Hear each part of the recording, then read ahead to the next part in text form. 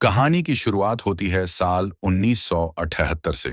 यहाँ हमें मिलता है पायलट बैरी। एक फ्लाइट में मजाक करने के लिए वो ऑटो पायलट बंद कर देता है और प्लेन को हिलाने लगता है। यात्री डर जाते हैं लेकिन बैरी तुरंत सब नॉर्मल कर देता है और कहता है कि बस टर्बुलेंस था। घर पहुंचने पर उसकी पत्नी लूसी खुश होती है लेकिन बैरी थकान में तुरंत सो जाता है। एक दिन बैरी बार में बैठा होता है, तभी उससे मिलता है मोंटी, जो CIA का एजेंट होता है।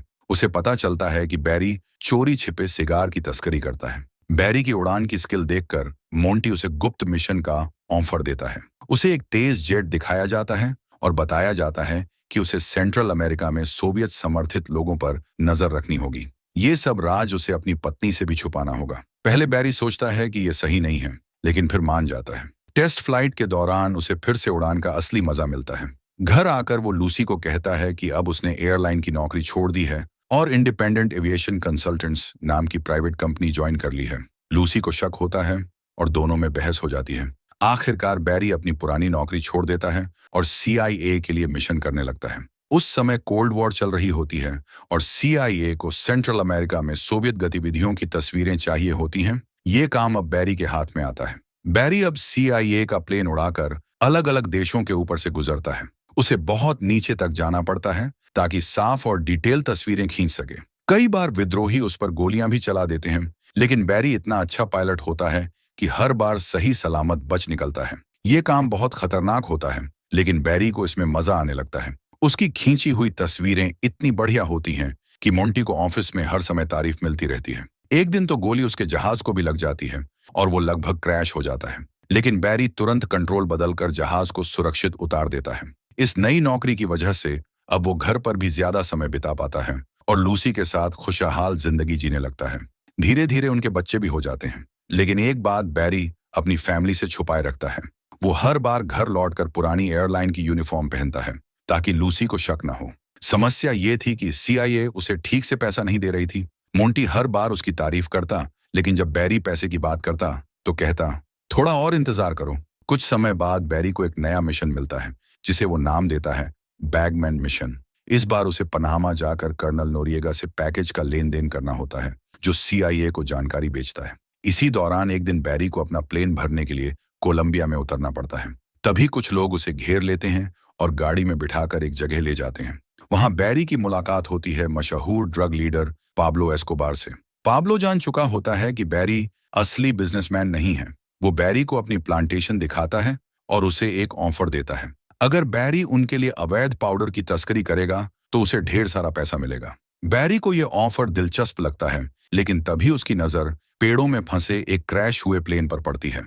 दूसरी तरफ पता चलता है कि पाब्लो की प्लांटेशन की रनवे बहुत छोटी है।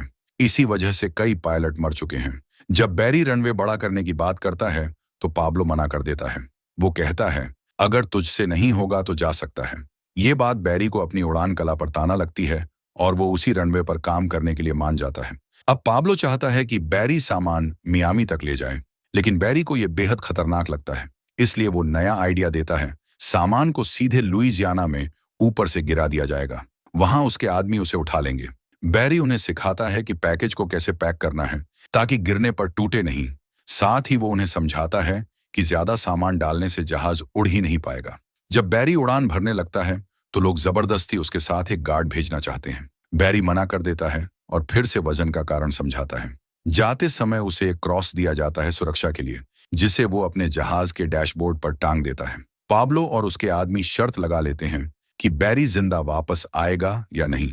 प्लेन शुरू में भारी होने के कारण पेड़ों के बीच लड़खड़ाता है, लेकिन आखिरकार उड़ान भर लेता है। बैरी चैन की सांस लेकर उस क्रॉस को चूमता है। जब वो अमेरिकी इलाके में पहुंचता है तो उसका प्लेन मिलिट्री राडार पर पकड़ में आ जाता है, लेकिन बैरी पहले से तैयार रहता है और ऑनिल प्लेटफॉर्म्स के पास से ऐसे उड़ता है कि उसे कंपनी के हेलीकॉप्टर समझ लिया जाता है। आखिरकार लुइजियाना पहुंचकर बैरी ऑटो पायलट लगाता है, हैच खोलकर पैकेज गिरा देता है और जमीन पर खड़े लोग उसे उठा लेते हैं। बाद में बैरी पाब्लो के साथ जश्न मनाता है। पाब्लो उसे पैसों से भरा बैग देता है और अगले काम की तैयारी करने लगता है। अचानक बैरी जिस घर में होता है वहां फौजी घेराबंदी कर लेते हैं और गोलियां चलाने लगते हैं। बैरी घबरा जाता है, लेकिन पाब्लो और उसके आदमी आराम से कमरे से बाहर निकल जाते हैं। तभी बैरी की नजर ऊपर उड़ते पुलिस हेलीकॉप्टर पर पड़ती है और वो और डर जाता है। वो अपना पैसों से भरा बैग उठाकर भागने की कोशिश करता है, लेकिन हर जगह गोलीबारी चल रही होती है। आखिरकार एक सिपाही उसे पकड़ लेता है और बाकी पाब्लो की गैंग को भी रोक लेते हैं। कुछ दिनों बाद पाब्लो और उसके साथी तो छूट जाते हैं, लेकिन बैरी अब भी जेल में होता है और उसकी एक दांत भी टूट चुकी होती है। तभी वहां आता है मोंटी। वो बताता है कि पुलिस को अब पता चल चुका है कि बैरी तस्करी करता है और कल ही उसके घर की तलाशी ली जाएगी। बैरी अपने परिवार को मुसीबत में नहीं डालना चाहता और मोंटी से मदद मांगता है। मोंटी तैयार हो जाता है, लेकिन बदले में बैरी को निकारागुआ के विद्रोहियों तक हथियार पहुंचाने का काम करना होगा। मजबूरी में बैरी ये सौदा मान लेता है। जल्द ही बैरी जेल से बाहर आ जाता है, लेकिन तलाशी का आदेश मोंटी रुकवा नहीं पाता। बैरी को अपना परिवार बचाने के लिए CIA की तरफ से अरकनसास में नया घर दिया जाता है। वो रात के 4 बजे घर पहुंचता है और सबको जगाकर जल्दी जल्दी सामान पैक करने को कहता है। लूसी हैरान होकर वजह पूछती है, लेकिन बैरी सिर्फ इतना कहता है, मुझ पर भरोसा करो। परिवार जल्दबाजी में घर छोड़ देता है और ठीक उसी वक्त पुलिस तलाशी लेने पहुंचती है। अरकनसास पहुंचकर फैमिली को एक छोटा और सुनसान सा कस्बा दिखता है, जहां ज्यादा लोग भी नहीं रहते। नया घर भी जंगल के बीच होता है और काफी टूटा फूटा होता है। मोंटी वहीं पास इंतजार कर रहा होता है। बैरी उसके साथ निकल जाता है और बिना कुछ बताए लूसी को छोड़ देता है। अब लूसी को बैरी पर शक होने लगता है। दूसरी तरफ बैरी और मोंटी एक प्राइवेट एयरपोर्ट पहुंचते हैं। मोंटी बताता है कि घर से लेकर यहां तक की जमीन अब बैरी की ही होगी। फिर वो एक नक्शा दिखाता है जिसमें हथियार पहुंचाने के सुरक्षित रास्ते बने होते हैं, ताकि आर्मी बेस से बचा जा सके। उड़ान का इलाका छोटा और खतरनाक था, पर बैरी को अपना खुद का एयरपोर्ट देखकर खुशी होती है। उसे वहीं पैसे का बैग भी मिलता है, तो वो काम लेना मान जाता है। घर लौटकर लूसी बहुत गुस्से में फट पड़ती है और बैरी के पास सच छुपाने की कोई जगह नहीं बचती। उसे सब बता देना पड़ता है। बैरी सारे पैसे लूसी के सामने रख देता है ताकि वो परिवार की जरूरतें पूरी कर सके, पर लूसी अब भी चिंतित रहती है। साल 1981 में बैरी अपनी पहली डिलीवरी करता है, पर स्थानीय लोग बंदूक में रुचि नहीं लेते। वे बैरी के महंगे कपड़े और चश्मा चुरा लेते हैं। जब बैरी मोंटी से शिकायत करता है, तो मोंटी कहता है कि बैरी को सामान सही समय और सही जगह पर पहुंचाना होगा। धीरे धीरे सामने आता है कि बैरी सीधे सैनिकों को नहीं दे रहा। उसका असली मकसद नागरिकों को लड़ाई के लिए तैयार करना है। अगली उड़ान पर बैरी खुद को बचाने के लिए बैठ भी ले जाता है और पहले कुछ गिफ्ट जैसे मैगजीन और शराब छोड़कर लोगों का भरोसा जीतने की कोशिश करता है। तभी पाब्लो और उसके लोग फिर से सामने आ जाते हैं और बैरी से फिर तस्करी करने को कहते हैं। अब जब बैरी के पास CIA का नक्शा और रास्ते हैं, तो वो पाब्लो का ऑफर स्वीकार कर लेता है। इस तरह बैरी लगातार डिलीवरी करने लगता है। आरकनसास से हथियार उठाता है, नक्शे की मदद से कानून से बचता हुआ उड़ता है और आखिरकार पाब्लो के हेडक्वार्टर पर लैंड कर देता है। बैरी का खेल और बड़ा होने लगता है। कोलंबियाई लोग ज्यादातर हथियार अपने पास रख लेते हैं और उसके प्लेन में अपना माल भर देते हैं। बैरी उसे ट्रेनिंग कैंप तक पहुंचाता है, जहां से वो माल बोट के जरिए मियामी भेजा जाता है। बैरी खुद भी कुछ बैग साथ ले जाता है और बीच रास्ते पनामा में रुकता है, जहां कर्नल नोरिएगा उसे सुरक्षा देता है। बदले में नोरिएगा को भी थोड़ा माल इनाम में मिलता है। लुइजियाना लौटकर बैरी बाकी पैकेज दलदलों में गिरा देता है, जहां से डीलर उन्हें उठा लेते हैं। अब बैरी साइड बिजनेस से बहुत पैसे कमाने लगता है। काम इतना बढ़ जाता है कि वो 4 और पायलट रखता है, जिन्हें वो मजाक में स्नोबर्ड्स कहता है। ये सब अलग अलग उड़ान भरते हैं ताकि मुनाफा ज्यादा हो। एक दिन मोंटी बैरी को बड़ी खबर देता है। अमेरिकी सरकार चाहती है कि विद्रोहियों को बैरी की जमीन पर लाकर ट्रेनिंग दी जाए। जल्द ही बैरी के सारे जहाज लोगों को लाने ले जाने लगते हैं। विद्रोही अपने गरीब मोहल्लों से निकलकर बड़े सपनों में फंस जाते हैं, क्योंकि उन्हें अमेरिकी ड्रीम का झूठा भरोसा दिया जाता है। धीरे धीरे अरकनसास में पूरा ट्रेनिंग बेस तैयार हो जाता है, जहां इन युवाओं को हथियार चलाना सिखाया जाता है। बैरी भी तस्वीरें खींचने और माल पहुंचाने का काम साथ साथ करता रहता है। अब कस्बे के कुछ लोग शक करने लगते हैं, लेकिन बैरी आसपास इतने प्रोजेक्ट करवा देता है कि सब खुश होकर चुप्पी साध लेते हैं। साल 1982 तक आते आते बैरी नई कार खरीद लेता है और अपना पूरा घर भी शानदार तरीके से बनवा देता है। लेकिन समस्या ये थी कि उसके पास अब भी इतना पैसा बचा रहता कि बैंक में सब जमा करना नामुमकिन था। वो केवल थोड़ा थोड़ा ही डाल सकता था, वरना उसकी गैर कानूनी कमाई का राज खुल जाता। बैरी पैसे छुपाने के लिए नया तरीका निकालता है। वो शहर में कई नकली कंपनियां खोल देता है और लोकल लोगों को बेवकूफी भरे काम पर रखता है, ताकि सबको लगे सब कुछ सही चल रहा है। धीरे धीरे वो अपने एयरपोर्ट के लिए नए जहाज भी खरीद लेता है। लूसी को भी ये शाही जिंदगी पसंद आने लगती है और वो बैरी के साथ पाब्लो की शानदार पार्टियों में जाने लगती है। एक रात तो बैरी प्लेन उड़ाते उड़ाते दोनों हद से ज्यादा करीब हो जाते हैं। पैसा इतना ज्यादा आने लगता है कि अब घर में रखने की जगह ही नहीं बचती। बैरी मजबूर होकर पैसे के बैग पिछवाड़े में गाड़ने लगता है, लेकिन एक दिन कुत्ता जमीन खोदकर एक बैग निकाल देता है। फिर लूसी का भाई जेबी भी कुछ बैग देख लेता है। बैरी जब खलिहान का दरवाजा खोलता है तो ढेर सारे पैसों के बैग उस पर गिर पड़ते हैं।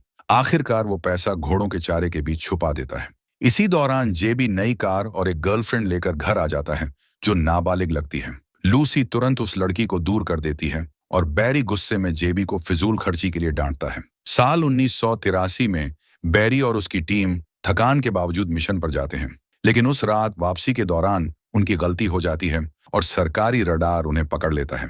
अब उनके पीछे आर्मी के जेट लग जाते हैं। बैरी जानता था कि उनकी स्पीड का मुकाबला नहीं कर सकता, इसलिए वो टीम को कहता है कि धीरे उड़ो और पूरी रात समुद्र के ऊपर चक्कर लगाते रहो। आखिरकार आर्मी जेट का फ्यूल खत्म हो जाता है और उन्हें वापस लौटना पड़ता है। कुछ समय बाद एफबीआई की नजर इस छोटे से कस्बे पर जाती है जहां अचानक बहुत ज्यादा पैसा घूमने लगता है। एफबीआई का एजेंट उस छोटे शहर में आता है और देखता है कि यहाँ बैंकों की संख्या गजब की है और सड़कों पर लग्जरी कारों की लाइन लगी हुई है। इसी बीच बॉर्डर पेट्रोल भी बैरी के जहाज पकड़ लेता है और इस बार वो तेज जेट नहीं बल्कि आम प्लेन भेजते हैं जो बैरी के प्लेन की रफ्तार से मेल खा सके। बचने की कोशिश में बैरी अचानक मोड़ लेता है और सीधे शहर की सड़क पर प्लेन उतार देता है। एक कार टकराने से बचने के लिए सड़क से नीचे उतर जाती है और बैरी का जहाज साइन बोर्ड तोड़ता हुआ आगे बढ़ता है। फिर पेड़ों और एक घर के पिछवाड़े में जा टकराता है, लेकिन बैरी बिना सोचे समझे अपना पैसों का बैग उठाता है, वहां के लोगों को कुछ नोट थमाता है और फिर एक बच्चे की साइकिल लेकर फौरन भाग जाता है। इसी बीच पाब्लो सरकार के खिलाफ युद्ध का ऐलान कर देता है और उसकी पूरी टीम को कोलंबिया से निकाल दिया जाता है। वो सब जाकर निकारागुआ में बस जाते हैं। बैरी तुरंत पाब्लो से मिलने निकल जाता है। तभी उसका साला जेबी मौका पाकर एक बैग पैसा चुरा लेता है और शहर में पहुंच जाता है। शेरिफ उसे देख लेता है और सड़क पर ही पकड़ने के लिए पीछे पड़ जाता है। एफबीआई एजेंट भी उनके पीछे लग जाता है। लूसी घबराकर बैरी को फोन करती है, लेकिन वो पाब्लो के साथ नई डील खत्म किए बिना नहीं जा सकता, जो पहले से भी ज्यादा खतरनाक थी। घर लौटकर बैरी जेल में बंद जेबी को कॉल करता है और कहता है, कुछ मत बोलना, सब संभाल लेगा। फिर बैरी पाब्लो को फोन करके कहता है कि जब तक जेबी का मामला निपट नहीं जाता बिजनेस रोकना पड़ेगा, लेकिन पाब्लो कहता है कि वो इस समस्या का हल निकाल देगा। कुछ ही घंटों में जेबी जेल से बाहर आ जाता है। बैरी उसे सुनसान सड़क पर ले जाकर पैसे का बड़ा बंडल और एक पासपोर्ट पकड़ा देता है और साफ कहता है, अब मेरी जिंदगी से हमेशा के लिए गायब हो जाओ। जब बैरी जेबी को हमेशा के लिए गायब होने को कहता है तो गुस्से में जेबी उस पर चिल्लाने लगता है और जाते जाते लूसी का भी अपमान करता है। बैरी बाहर आकर लूसी का बचाव करने की कोशिश करता है, लेकिन तभी उसकी आंखों के सामने जेबी की कार जबरदस्त धमाके से फट जाती है। अब साफ था कि जेबी की मौत हो चुकी है। बैरी घबराकर कार के मलबे को धकेलकर जंगल में छिपा देता है। कुछ समय बाद मोंटी अपने अफसरों से बुरी तरह डांट खाता है क्योंकि निकारागुआ भेजे गए आधे हथियार विद्रोहियों के बजाय तस्करों के हाथ लग चुके थे। गुस्से में मोंटी बैरी से मिलने आता है और पूरा ऑपरेशन बंद कर देता है। सारे विद्रोहियों को वापस भेज दिया जाता है और बैरी को कह दिया जाता है कि अब अगले आदेश का इंतजार करें। लेकिन साफ था कि सीआईए अब बैरी से छुटकारा चाहती है। ऑफिस लौटते ही मोंटी अपने लोगों को हुक्म देता है कि बैरी से जुड़े हर सबूत और फाइल को जला दिया जाए। इधर बैरी अपने स्नोबर्ड्स को कहता है कि तुरंत सामान समेटकर भाग जाओ, लेकिन सब कंफ्यूज रहते हैं कि इतने हथियारों का क्या किया जाए। उसी रात अचानक एफबीआई से लेकर फेडरल पुलिस तक कई एजेंसियां बैरी के एयरपोर्ट को घेर लेती हैं।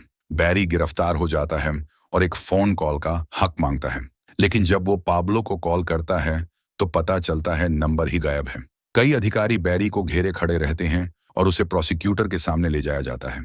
तभी गवर्नर का फोन आता है और सबकी आंखों के सामने प्रोसिक्यूटर घोषणा करता है कि बैरी को तुरंत रिहा कर दिया जाए। ये सुनकर सब हैरान रह जाते हैं। बाहर निकलते ही कुछ सूट पहने लोग बैरी को उठाकर सीधे व्हाइट हाउस ले जाते हैं। वहां बैरी की मीटिंग होती है मिलिट्री और सरकार के बड़े बड़े अफसरों के साथ। वो सब पाब्लो को पकड़ने और लैटिन अमेरिका को ड्रग तस्करी का गढ़ साबित करने के लिए बेकरार रहते हैं। इसलिए वो चाहते हैं कि बैरी पाब्लो के लिए स्मगलिंग जारी रखे, लेकिन इस बार सीआईए के लिए डबल एजेंट बनकर सबूत इकट्ठा करे। बैरी बिना देर किए ये काम मान लेता है।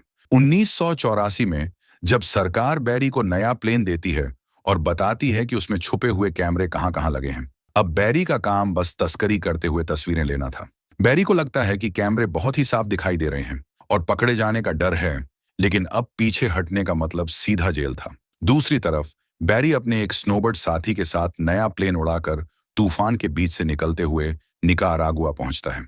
जैसे ही वो लैंड करते हैं, गुस्साए सैनिक उन्हें घेर लेते हैं और घुटनों के बल बैठा देते हैं। तभी पाब्लो का असिस्टेंट आता है और आदेश देता है कि इन दोनों ग्रिंगोज को गोली मार दो, लेकिन तुरंत हंसने लगता है। ये सब एक मजाक था। बैरी बाद में पाब्लो से मिलता है। माहौल पहले थोड़ा तनावपूर्ण होता है, लेकिन बैरी उसे समझा लेता है कि वो अब भी उसका दोस्त है। इस तरह डिलीवरी भी पूरी हो जाती है और साथ ही सरकार के लिए जरूरी तस्वीरें भी मिल जाती हैं। कुछ समय बाद सरकार टीवी पर ऐलान करती है कि उन्होंने तस्करों पर जीत हासिल कर ली है। सबूत के तौर पर बैरी द्वारा ली गई तस्वीरें स्क्रीन पर दिखा दी जाती हैं, लेकिन बड़ी गलती ये होती है कि उनमें बैरी का चेहरा धुंधला नहीं किया गया। ये देखकर लूसी गुस्से से पागल हो जाती है। उसी वक्त पाब्लो और उसकी टीम को भी बैरी की गद्दारी का पता चल जाता है। बैरी तुरंत सरकारी अफसर को कॉल करता है और मदद मांगता है। अफसर माफी मांगते हुए कहता है कि तस्वीरें गलती से पब्लिश हो गईं, लेकिन साथ ही साफ कर देता है कि बैरी को शुरू से ही इस काम के रिस्क का पता था। उस रात बैरी अपने परिवार के साथ आखिरी डिनर करता है और लूसी से कहता है कि अपने सारे महंगे गहने पहन लो, ताकि जब फेडरल एजेंट्स घर पर छापा मारें तो वो सब कुछ ले न सकें। जल्द ही एजेंट्स आकर घर से सारा पैसा और कीमती सामान उठाने लगते हैं। बैरी लूसी को समझाता है कि वो बच्चों के साथ उसके बिना निकल जाए ताकि सुरक्षित रह सके। पहले तो लूसी इनकार करती है और गहने उतारने लगती है, लेकिन बैरी उसे शांत कराता है और बताता है कि वो जेल में रहेगा। आखिरकार लूसी मान जाती है और बच्चों को लेकर अपने शहर लौट जाती है। आखिर में बैरी पर केस चलता है। प्रोसिक्यूटर पूरी कोशिश करता है उसे बर्बाद करने की, लेकिन जज बस उसे 1000 घंटे की कम्युनिटी सर्विस की सजा सुनाता है। बैरी बस चलते चलते चला जाता है, जबकि प्रोसिक्यूटर विरोध करता रहता है। अब उसे पता है कि पाब्लो उसके पीछे आ रहा है, इसलिए बैरी हर रात अलग अलग मोटल में सोता है। इस दौरान वो अपने पूरे सफर की कहानी रिकॉर्ड करता रहता है। हर बार जब वो कार स्टार्ट करता है तो आसपास के लोगों से कहता है कि पीछे हट जाए, क्योंकि उसे डर होता है कि कार फट सकती है। शाम को उसे सल्वेशन आर्मी हाउस जाना पड़ता है अपनी कम्युनिटी सर्विस पूरी करने के लिए। एक रात जब बैरी अपनी कार पार्क करता है, तभी कुछ रहस्यमय लोग उसे घेर लेते हैं और उसके सिर में गोली मार देते हैं। सुबह पुलिस उसकी लाश पाती है, लेकिन FBI मामले की जांच अपने हाथ में ले लेता है ताकि सब कुछ कवर हो जाए। स्नोबर्ड्स में से एक गिरफ्तार होता है, लेकिन बाद में अल्बामा में एक ग्रामीण पादरी बन जाता है। बाकी स्नोबर्ड्स का पता नहीं चलता। मोंटी को प्रमोशन मिल जाता है जब वह अपने बॉस को सलाह देता है कि ईरानियों से लैटिन अमेरिका को हथियार दिलाए जाएं। CIA अब भी बैरी के प्लेन का इस्तेमाल विद्रोहियों को हथियार पहुंचाने में करता है, लेकिन वजन संभालने में नाकाम रहता है और ऑपरेशन बंद कर दिया जाता है। लूसी अब फास्ट फूड रेस्टोरेंट में काम करती है, लेकिन उसके पास अभी भी कुछ महंगे गहने बचे हैं। ये पूरी कहानी सच्ची घटना पर आधारित है और इसी घटना ने ईरान कॉन्ट्रा स्कैंडल को जन्म दिया। असली बैरी को 19 फरवरी 1986 को 46 साल की उम्र में कार में गोली मार दी गई थी।